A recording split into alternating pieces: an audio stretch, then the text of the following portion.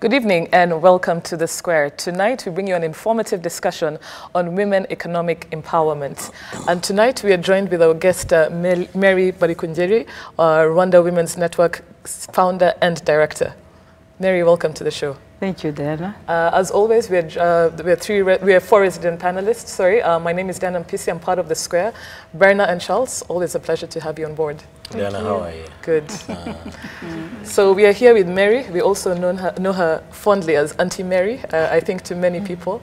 Thank you for joining us. And we're here to discuss economic empowerment and some of the things we really want to look at, the numbers that we have, the figures that we have, and explore the realities on the ground.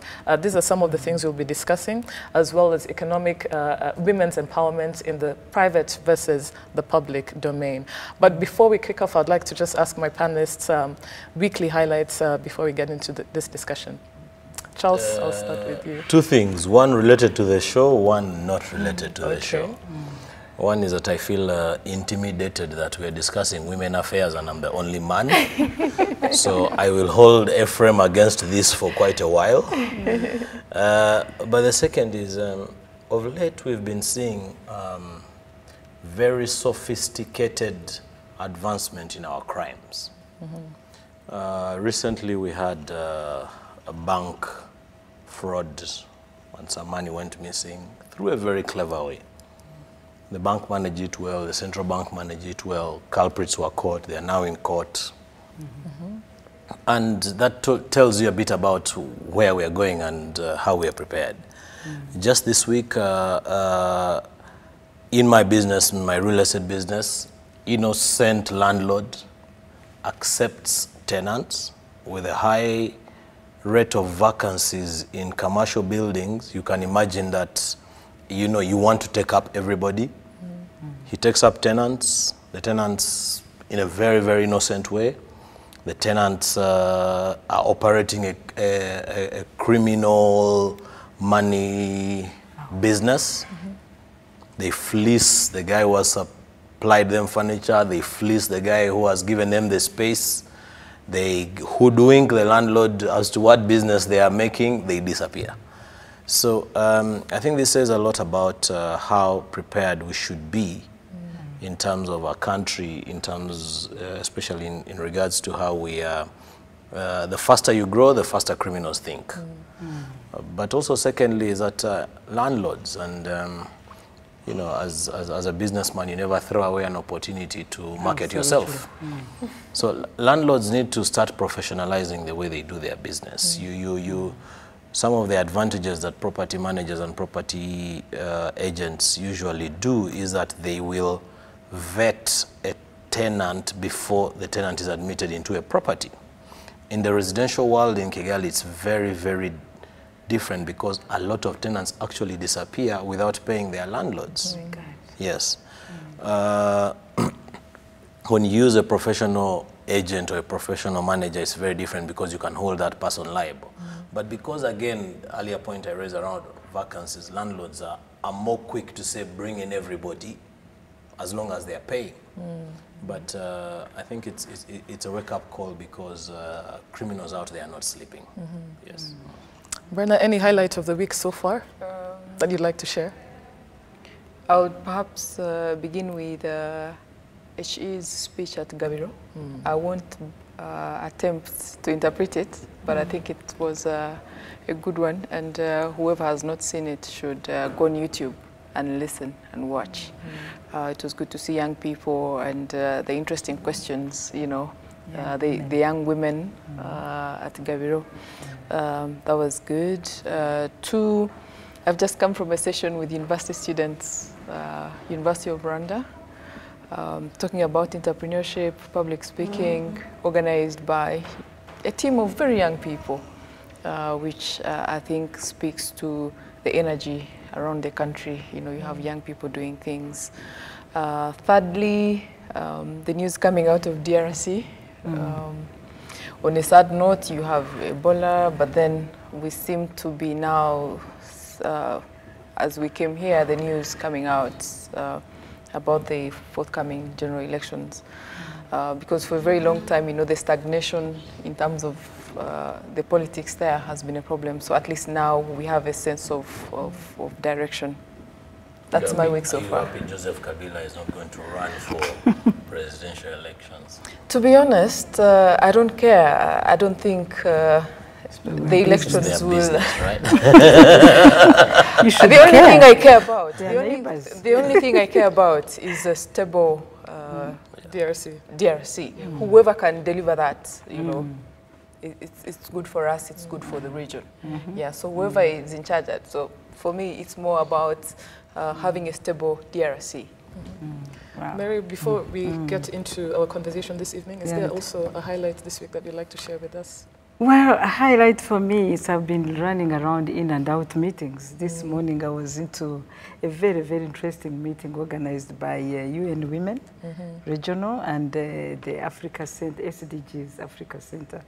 Quite interesting. We're talking about gender and statistics, which is very, very important, even to the discussion that we're really looking at, trying to see how best do we really embrace the statistics, how do we bring in different types of issues, some of them that are not easy to get the statistics for the numbers.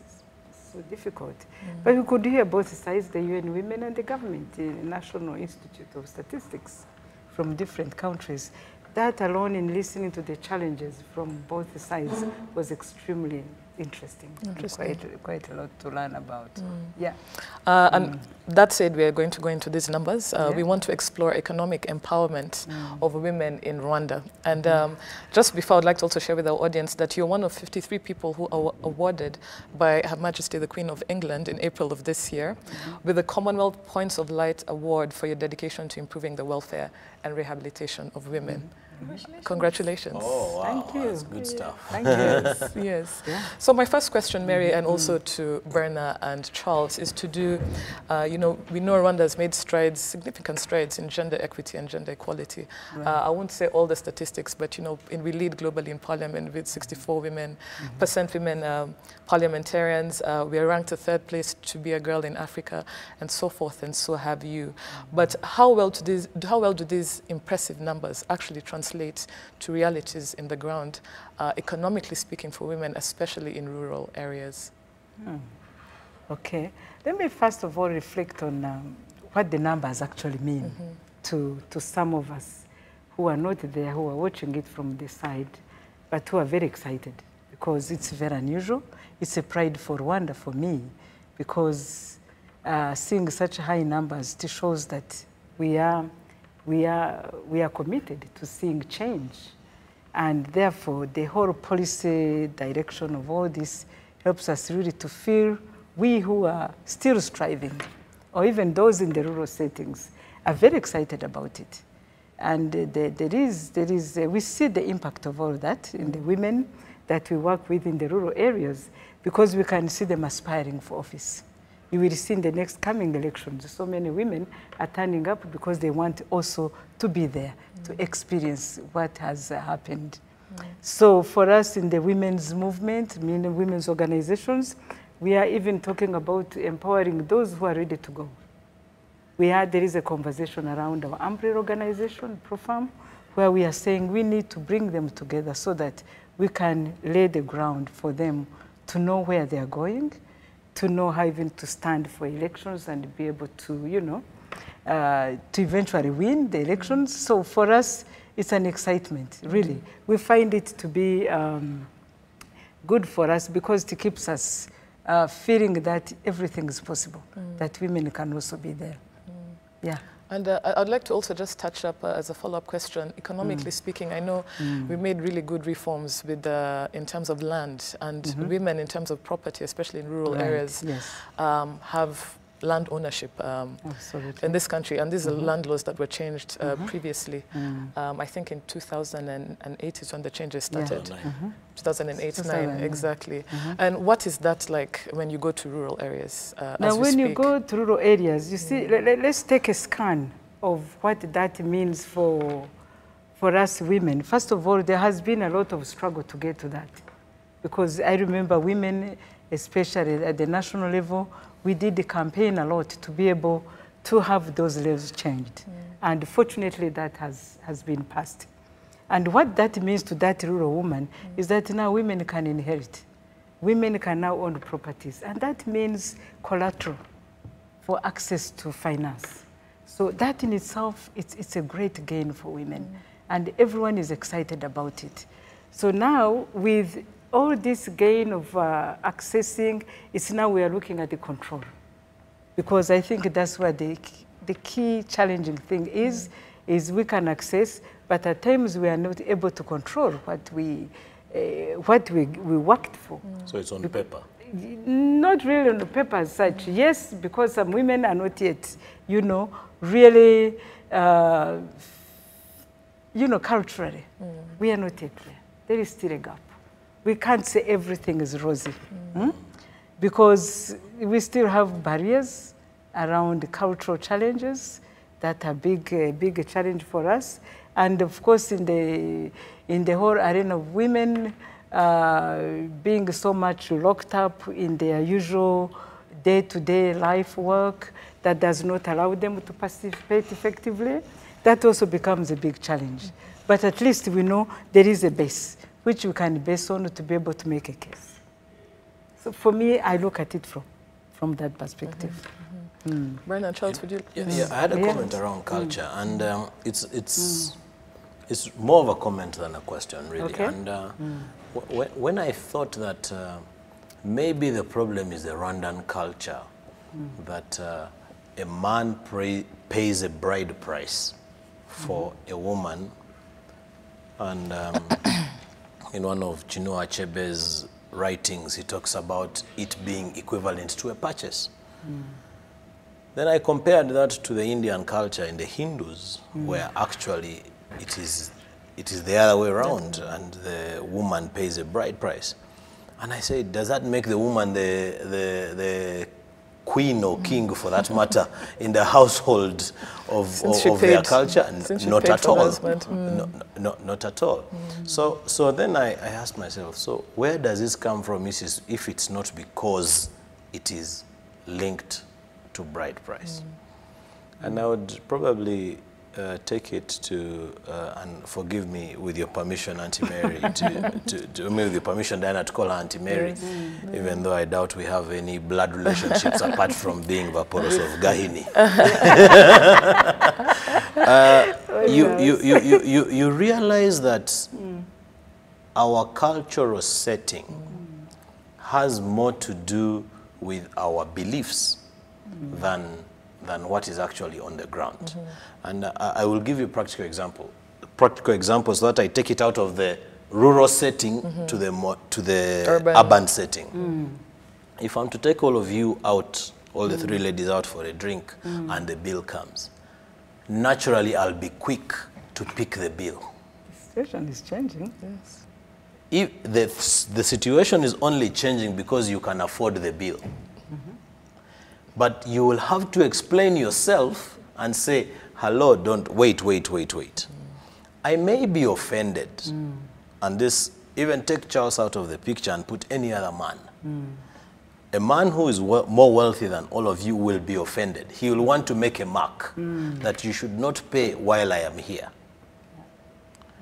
So you can see that it's beyond cultural. It's I don't know what the right word to say is, mindset.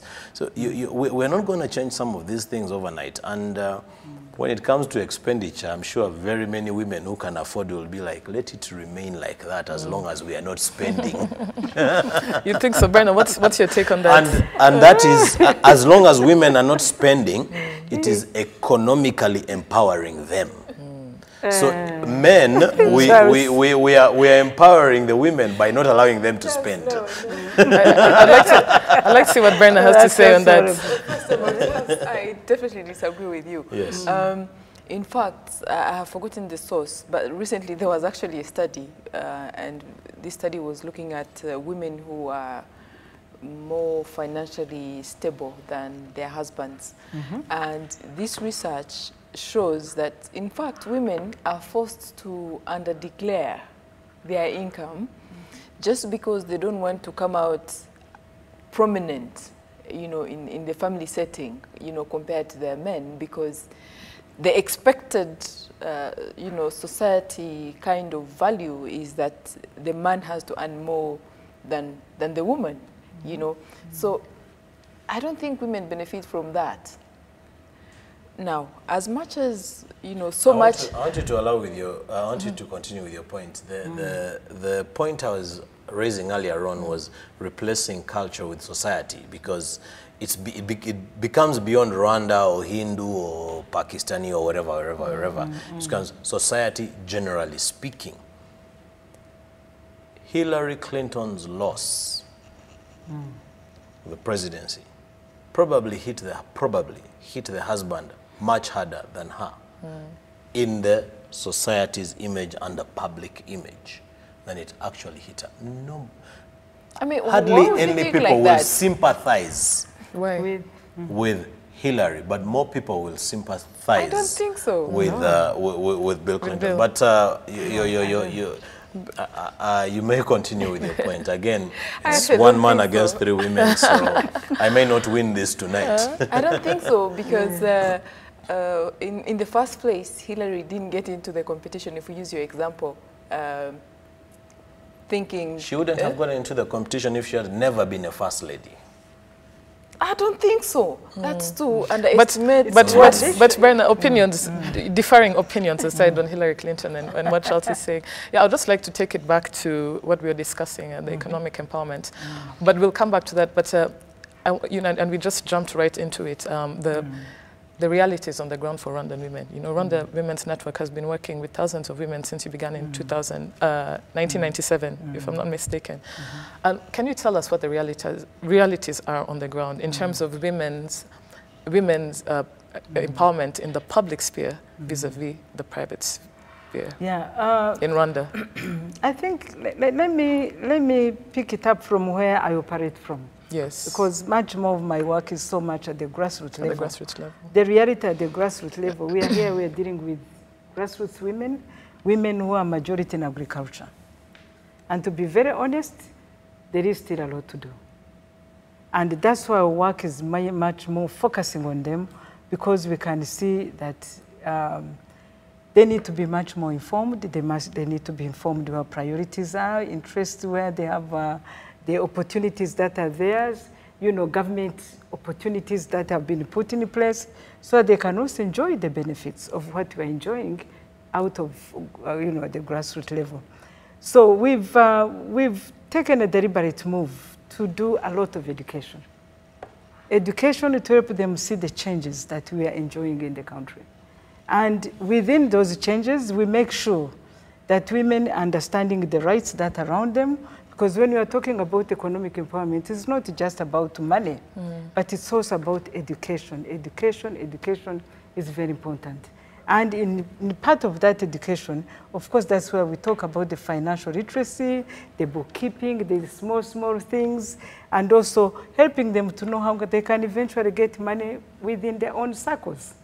And we have seen how powerful it is within their own circles, how it builds their confidence, how it builds the solidarity around women, and how eventually we can bring other learnings, like the gender-based violence education, the legal rights issues that have been passed in this country, and also for them to really enjoy the journey that this country has gone and where we want to take it to the next level, for them to begin to understand. So the chunk of the big work that we really have to do is to better organize. Organize them, because we already have mechanisms that are in place, but how are these women going to enjoy those mechanisms? How are they going to be able to know that they can tap into BDFs? How are they going to know that they can, you know, tap into imigoro w'ababyeyi? So we bring them into that education so they can also take leadership in such spaces. So for us, the economic empowerment is a package. It's a package looking at it from different angles so that women can be well-informed, can be empowered, can aspire.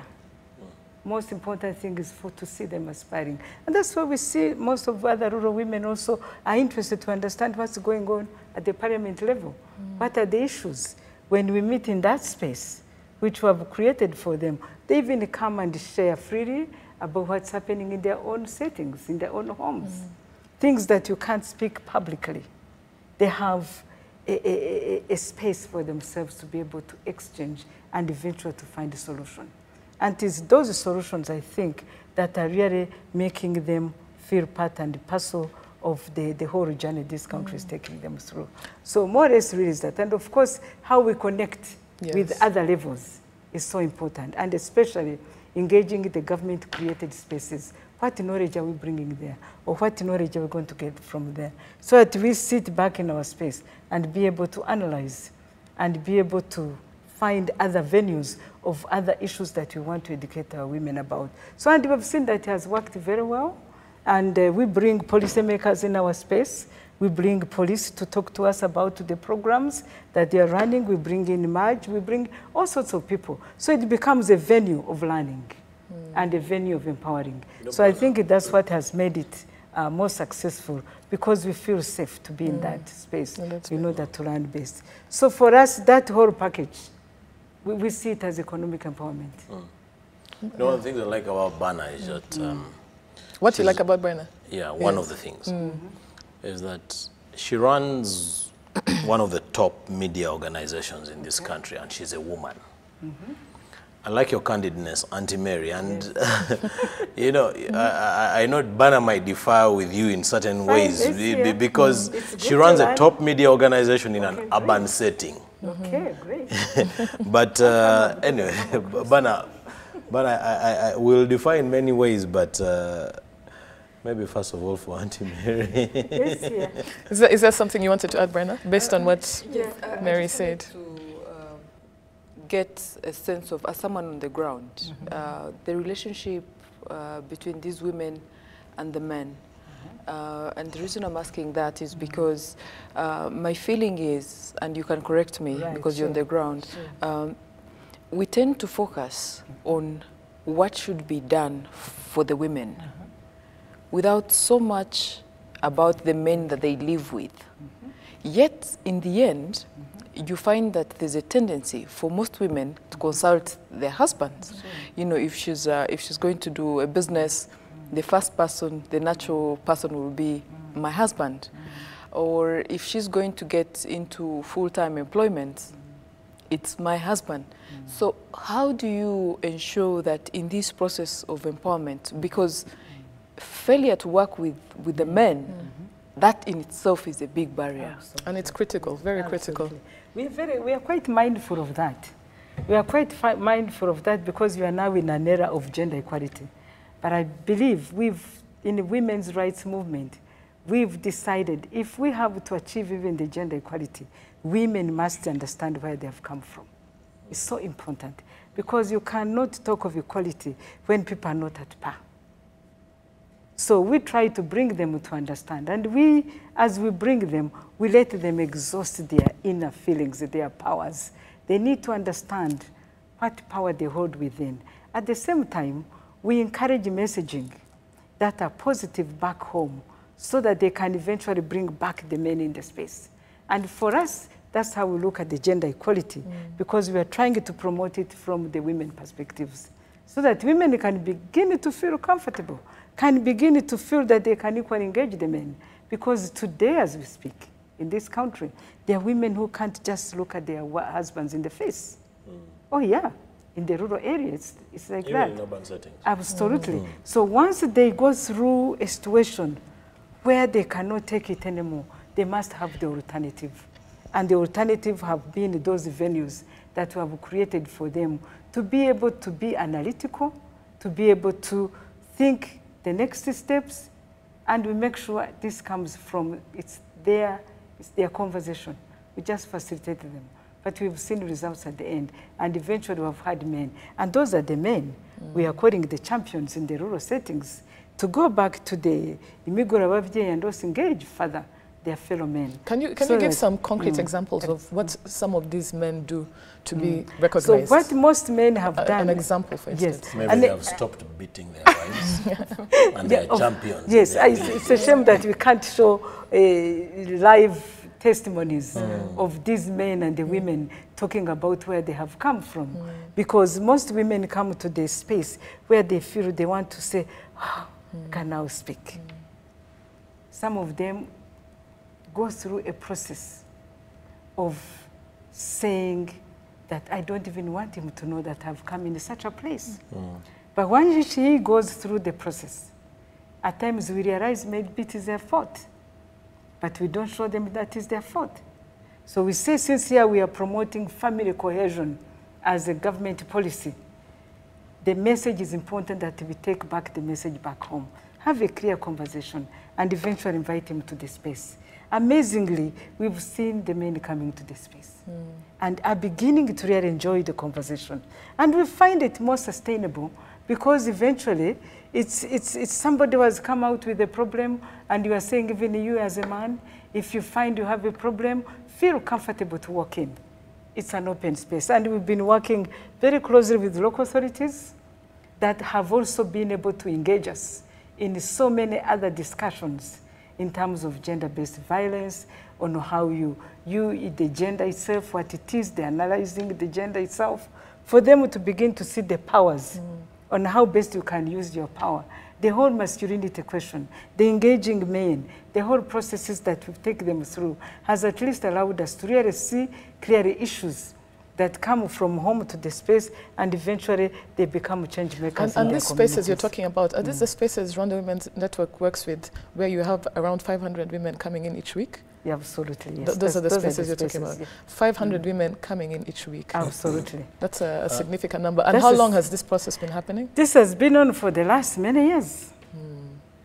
Most of our women have even campaigned, and some of them were in the last parliament Elections. because they have understood the power of even being where where decision making are. So we are continuing to encourage them and working with also many other organizations, even through our umbrella organizations, where we are saying we need to be able to continue to promote women's voices, as also to encourage others to no longer remain there feeling stigmatized about situations which really, where we are saying they really need to know that the situation is, the environment is conducive, and that they can easily engage, they can, tap in all the opportunities. So that's why we created those kind of environments, so that women can feel free. And it's interesting to know that men are part of this. Men are coming to this space. Of these spaces. Charles, you I was extremely...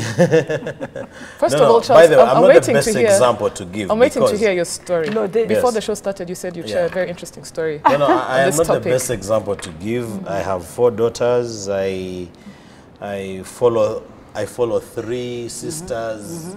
So? In my company, 80% of my staff are women. So I'm not the best example to give here, because I'm a very big champion, advocate, and supporter, and by default victim of women empowerment. But Auntie Mary, I'm extremely interested. You see, whenever we tell the story of women empowerment from a rural perspective, it is an easier story to tell. Where do you live? Where do you live?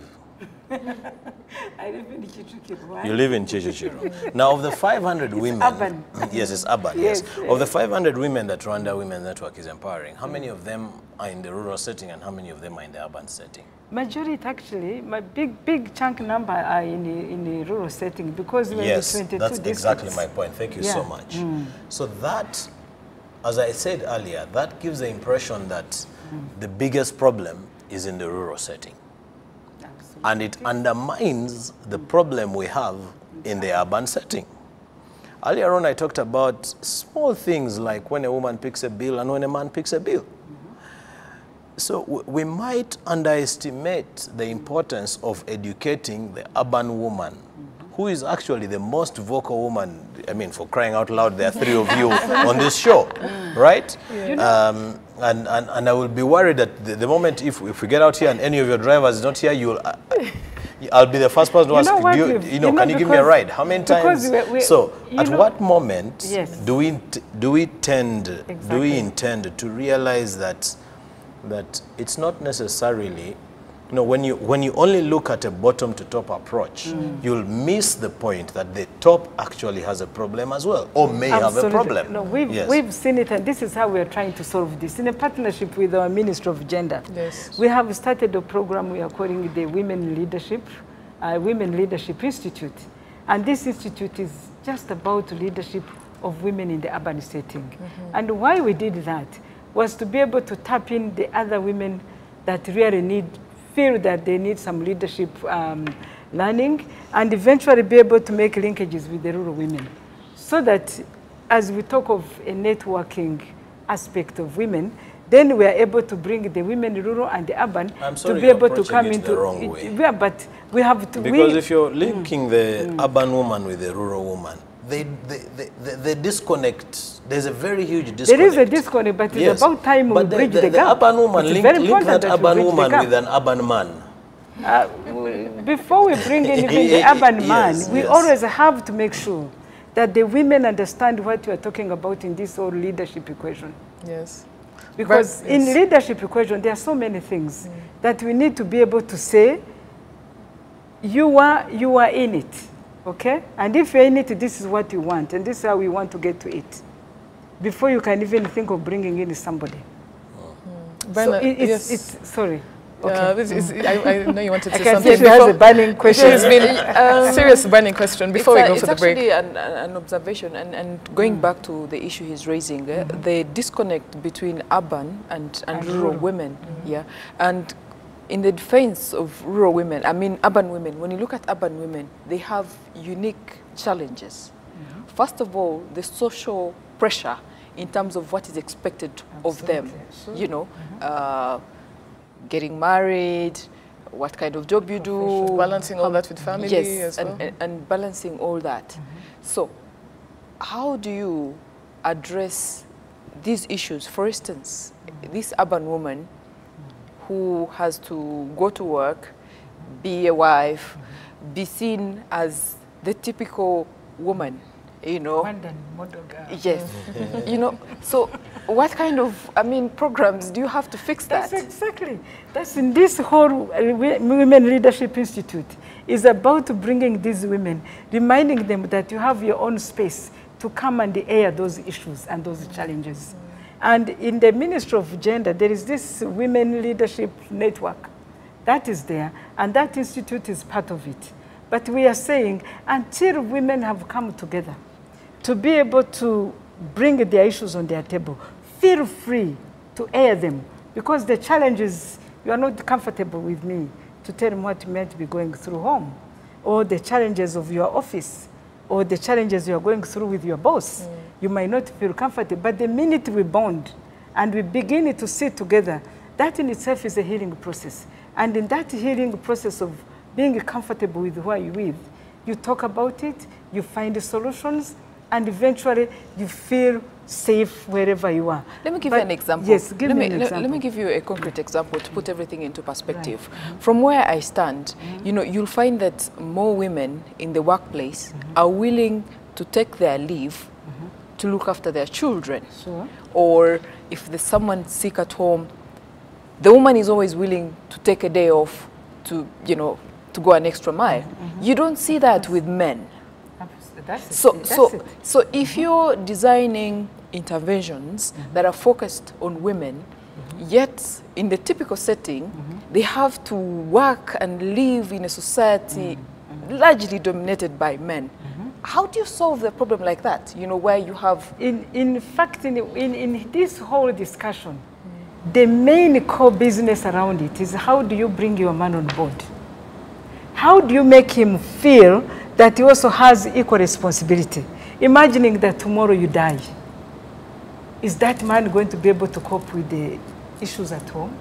Probably run for your sister. Absolutely. So we show the vulnerability of men. Yes. That when you even die tomorrow, when you collapse because of too much pressure on you, the next day you will bring another wife. And that in itself should tell that man that that's a sign of vulnerability. So in that whole conversation, then the question is, how do you go bring back the message at home that really reminds him that the responsibility you have and he has is for the betterment of our family. Which takes me to my next question. Yes, sure. Allowing men to be vulnerable.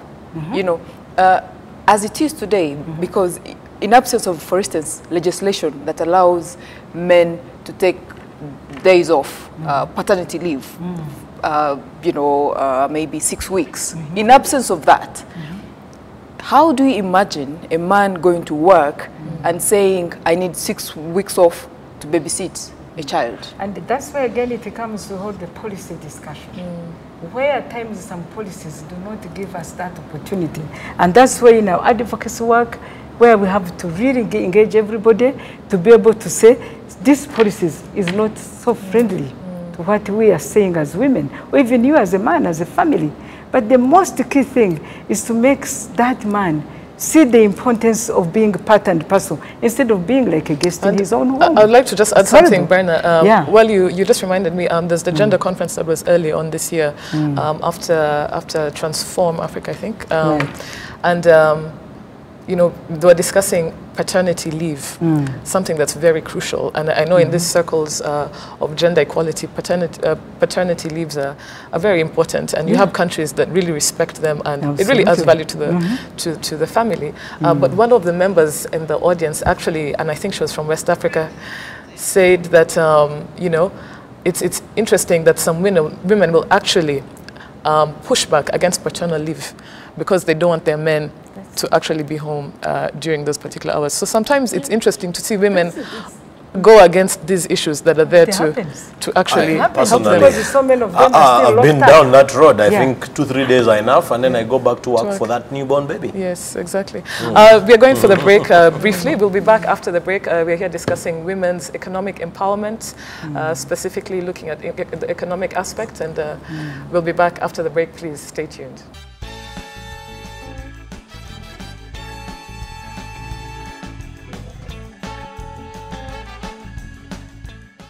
Welcome back to The Square. Tonight we're discussing women's economic empowerment, and we're joined with Rwanda Women Network CEO and, founder and director, Mary Barikunjeri. I'd like to just put to the panel, Charles and Berna, before we went on the break, we were discussing the women's empowerment in the private versus the public domain in Rwanda. And I want to hear from you in terms of progress we're making. Do you think it corresponds what we see in the public and what happens in the private sphere? You want to Let you go first. without mincing words, Yes. I think women empowerment in the public sector, my personal observation is that it is purely because it's purely driven by PR statement. PR statements. PR statement. Public relations. Yeah. So when you look at some of these things, the high turnover rate, the quality of debates driven in parliament, the ins and outs, who moves and who shakes, I think it's more important to have the quantity than the quality. On the other hand, when you look at the private sector, it is purely quality driven. And against that background, I believe the public sector has a lot to learn from the private sector, because the private sector has proven that you can get very good women in positions of responsibility. Competent women. Very, very competent. Thank you. Who can drive agenda and who can be good at what they do. I mean, for crying out loud, look at Berna. Berna runs a large media, a large regional media organization in Rwanda. Look at yourself, Diana. You host arguably the most popular debate show under the sun. Under the sun. You go to other private entities, go to the commercial banking sector, you have CEOs. Go to the insurance sector, you have CEOs. There is no board anywhere in the world that's going to cherry pick a CEO just because they are a woman. So you think Yes. public sector can learn a thing or You two? go to Rwanda, you know, I can give a million examples until the cows come home. So the public sector has a lot to learn. We do not have to be gender or political conscious for us to get the right women. That's my point. Brenna, In public sector. In public because sector. private sector has chosen that we have the women who are there. Yes. Brenna, what do you think? I would like to look at it differently.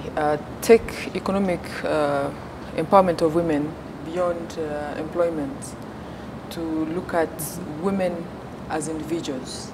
You know, how empowered are they?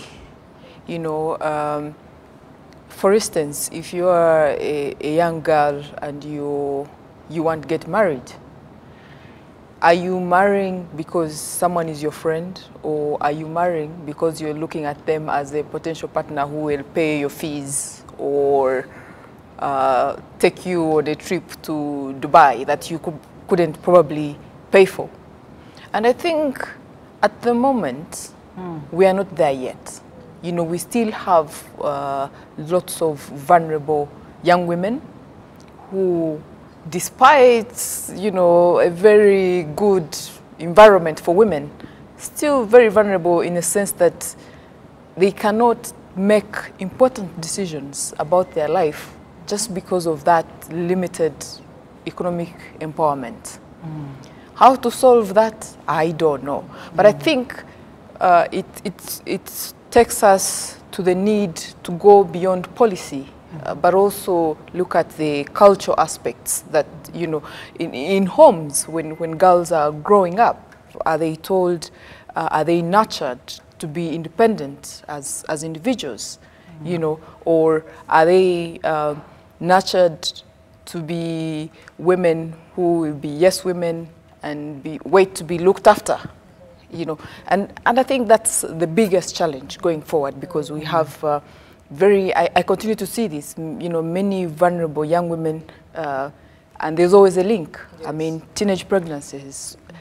These are issues that, you know, as a country, we still have to grapple with, despite a lot of progress in terms of women empowerment. Okay, I'd like us to just very quickly go to our Twitter feed, Mary, but we'll come back to you. Okay.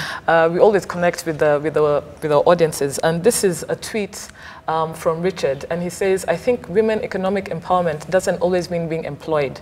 Unpaid activities, example, domestic work is critical in the well-being of current labor force, and childbearing also supports future workforce. Though not directly paid, there's economic value added. What's your take on his tweet? Yes, because unpaid care work actually deprives women from participating. And they are so overwhelmed by what's happening around them. So just to remove away from this, I want to capture Benna's discussion before I forget of the women in the public and private. I think in those two levels, the discussion of women economic empowerment has not yet started. They have not started the conversation. Because oftentimes when you bring such a conversation, they feel like it's not their business. Interesting. Yeah, it's not their business. So they still need to find a time to have a conversation around it. And I think that's the critical challenge that we have. Are they interested in having that conversation? Or it's about being executive, or it's about being in an office? The initiative taking, how do we cultivate that in that public and private life? Because more and more, we are seeing in the rural setting, women are taking initiatives. They are taking leadership in the communities. They are organizing. They are organizing. How are we in the urban or in the public or in the private, how are we organizing around critical issues that matter to us? Of which are issues that are really of economic empowerment in nature. So I just wanted to, as long as we don't organize, I tell you, we will remain where we are. And we still continue to see educated women who still cannot negotiate their ways. You will still find women who still earn big, fat money, and yet at home they're having a tough life.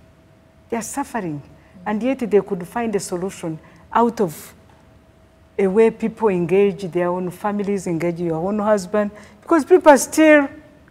You know, that's actually very... I never thought about that. I think you better... that's a you totally new better phenomenon believe to me. in me. that probably that woman thinks her empowerment is an air-conditioned office, an air-conditioned car, and she's like, yes, I am empowered. I'm there. Yes. But she didn't realize that her being a woman is beyond that comfort. And it has to, she has to use that comfort to be able to make an impact.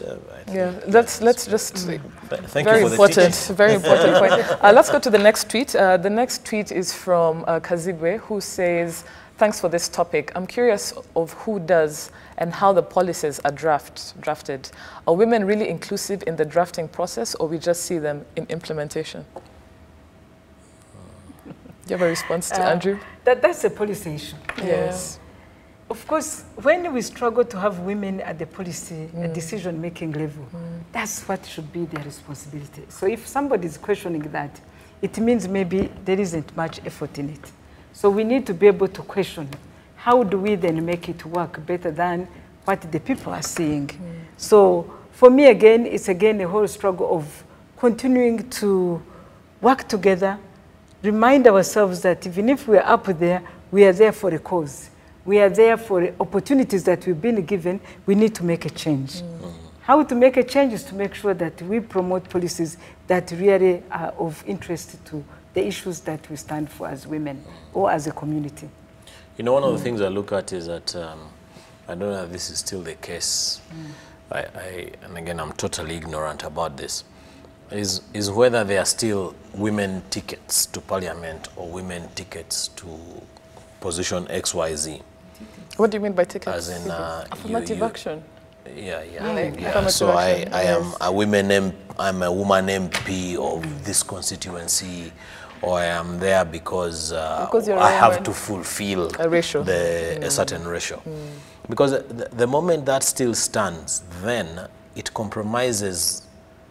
First of all, the person that goes in there will think that I am there because I'm a woman. But beyond that, even the other people that the woman works with will know that that woman is here only because she is a woman. And therefore, her ideas might not be, keyword being might, looked at in their merit simply because they know she is there. Because of affirmative action. That said, I think it's high time, and I'm sure in certain areas it happens, especially in the private sector. People get into positions of responsibility because of their capabilities. I think that needs to be replicated in the public sector. Back to the question we were saying earlier on, because women have proven themselves, in my opinion, they no longer need favors. They no longer need favors. They are good enough. My point. We are coming towards the end of our show, and Charles, that looks like a closing remark, but I like your insistence on public sector actually borrowing a leaf of two for women's empowerment in the private sector. Brenna, are there closing remarks you'd like to give before we go to our guest? Yes, I think in terms of policy, we need one policy that allows women to work in a flexible environment. Currently, as it is, even if we have women that give birth and are allowed more weeks at home, when they get back to work, it becomes almost impossible for these women to continue working efficiently and then be mothers. You know, so we need policy that will allow flexible hours, for instance. You know, can these women be allowed to work from home, for instance, if you don't have to come to the office? You know, because currently for most employers, you have to show up at the office, whether you like it. Never mind that you could sit at home with your computer and do the work. So we need policy that is flexible, you know, to allow women to be professionals, to be as ambitious as men. But this cannot happen if the work environment doesn't get flexible. I wanted to, I know you're about to punch me, but I want to end on a story like the one I started with. When I just left school, my first business I invested in was a barber shop. And I tried to look for female barbers, and I couldn't find any. I sold that business. Today, find female? because I couldn't find female barbers. Today, I don't have any allegiance to any barber shop. I keep hopping from one barber shop to another looking for a female barber. I still cannot find any. Aren't there female barbers at Groomed? At Groomed, there's no female barber, but I know the owners of Groomed and they're looking for a female barber. I still hop around the country or wherever I am. I look for a barber shop that has a female barber. I cannot find a female barber. That's a good one. In this town. We still have a long way to go. Let me tell you, I was told the reason why I couldn't find a female barber was because the moment a woman touches the beard of a man, she's suggesting something else. Oh dear. That's terrible. Yes. Oh dear. I think that mindset needs we to still change. have a That long way to mindset has go. to change. Yes. Oh dear. Yes. Auntie Mary, They are professionals. For me, just in conclusion, it's very important that women team up together, be it in public, private, rural settings, and the rest. Because the minute we team up together, that's even the best way to do our advocacy. Policy change. You cannot do policy change if you think you are just hanging in there alone. So together we can make a difference.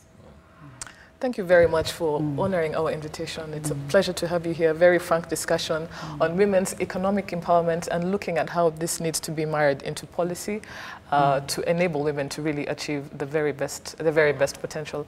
Thank you for joining us. As always, it's a pleasure to have you here, Charles and Berna. Ephraim is unwell. He's always part of the show, and I hope wherever he is, he's recovering very quickly. Thank you for joining us, and see you all again next week. Have a good night.